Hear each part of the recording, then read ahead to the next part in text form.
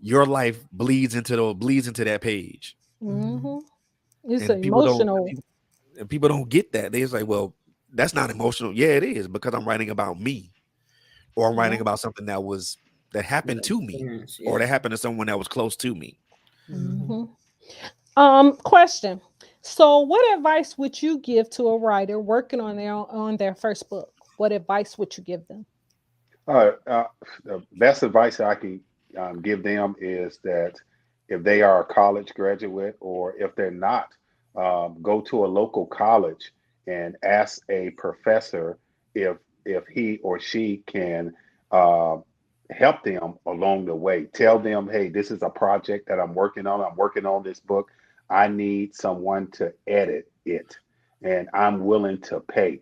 And that's when you're going to learn from that professor or from that editor, um, uh, what what what it means to edit a book. And so, for example, my book, I learned, so much about writing and developing those paragraphs and adding to it and getting making sure that I have detailed information in there to keep the reader's attention. So, best advice is for a writer is just go find an editor, and the best editor to find and save money is to visit these local colleges and speak with an English teacher and tell the English teacher, hey, this is the project that I'm working on. I need your assistance. Can you edit my book for me? You will save a lot of money The money. because Yeah. a professional editor will cost you. Yeah. Oh yeah. Yeah, that's true because when I wrote my first two books, I had my daughter's one of my daughter's teachers. Her and I became good friends, and she was my editor for my books. The first Yeah. two children books that I put out, she was my editor. So yeah, it is. It's very important to find a good editor for your books and things like that. What I was going to say, how do you use your social media as an author?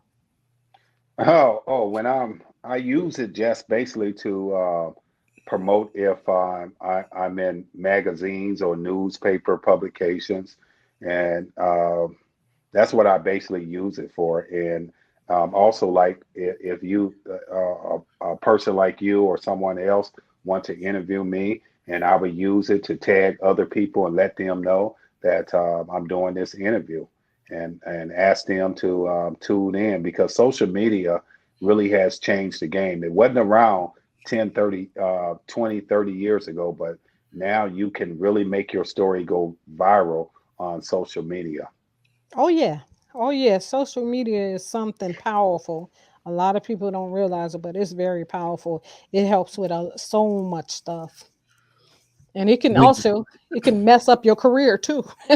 Yeah. yeah, when using in the proper way, yes, it'll help. It'll help. But in using the incorrect way, yeah, Oh downward yeah. turn, not You can good. do some you can do some damage. Yeah. Big So time. how can people find you, Paul, if they Oh, wanted to find? yeah, okay. They can go to my website, paullamarhunter.com.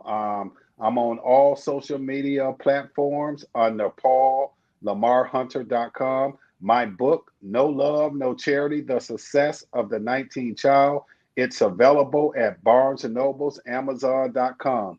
Also, you can also get my mom's book. My mom's book is still out there, and it is Love and Charity, the life story of Louise Hunter in the homeless shelter. So Oh her wow. book is still available at Barnes and Nobles and also Amazon.com as well. So there's two books out there, Love and Charity and No Love and No Charity. Both books are extraordinary books. It gives detailed information about my mom's life, and my book gives detailed information about my life.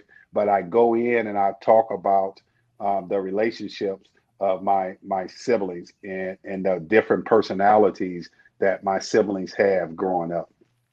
Yeah. Yeah. I know that was something else too. Cause I know in our household it was. One person might be in a good mood, another person may not. Yep. Yeah. I gotta ask you this question because I know when we were growing up. So if one person did something wrong, did you all get in trouble? Oh, yes, we did. Yes, we Yeah. did. Yes, Yeah, yes, we did. Yep. That that's was it. in our household too. Hmm. And everybody mad at that person that got everybody in trouble.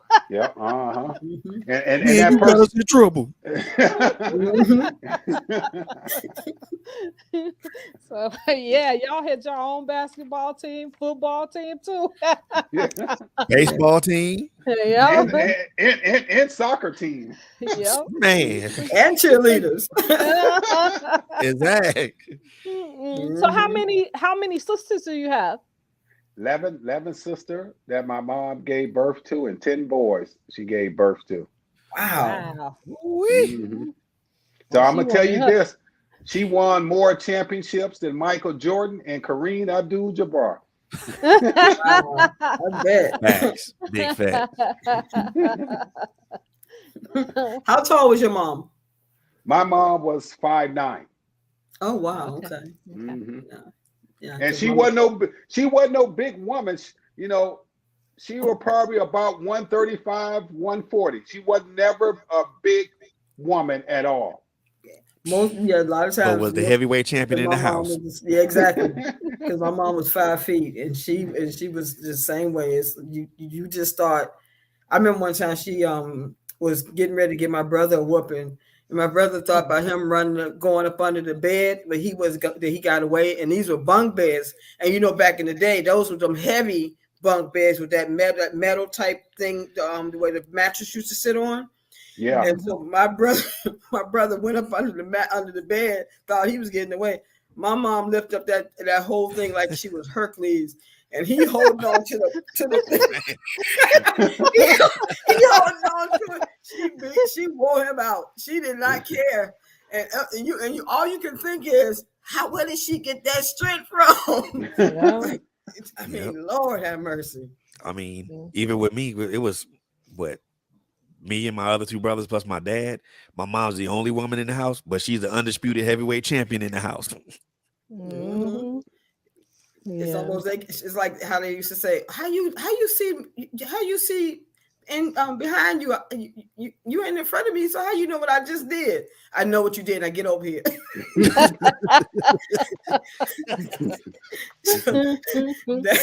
that or you get that extension cord or whatever mama got her hand on, you was getting it. Yeah. Yeah, Like now that they back call in that the day. abuse though. Mhm. Back in the day they didn't call it that, but now they call that abuse. And that's why we But got I so many think that's problems with probably the why we have kids. so many problems with these kids nowadays too, Mhm. because nobody do anything to them and stuff like that back then when we were Discipline. coming up. Yeah. Yep. The They village doing is gone timeout. too. Hmm. They want to do timeout. Yeah. What is the most important element of good writing that you think? What is the most important element of good writing? I think the most important thing is just learning the basics. Once you learn the basics of grammar and you get it into your subconscious mind, everything will click. If you learn the basic, everything will click. And a lot of people don't want to learn basic grammar and they just want to just write. But you got to learn the basic. If you learn the basics, learn that foundation, your writing skills can take off. Right. Yeah, that's true. This is true. So we're winding down, y'all. So I'm gonna give you a chance, Paula. Let people know again where they can find your books at, and how they can find you to check you out. Well, the title of my book, No Love, No Charity, The Success of the 19th Child. That book is available at Barnes& and Noble's website, Amazon.com. Also, the book has been adapted into a screenplay. I am available for interviews, speaking engagements. You can visit my website, PaulLamarHunter.com. I'm on all social media outlets under Paul Lamar Hunter. Okay. So do you have a PR, Paul, that work for I you? I'm my own PR. Okay. Okay. Yeah, because that's interesting. I've seen you on so many interviews and stuff on different talk shows and things like that, and I was like really impressed with your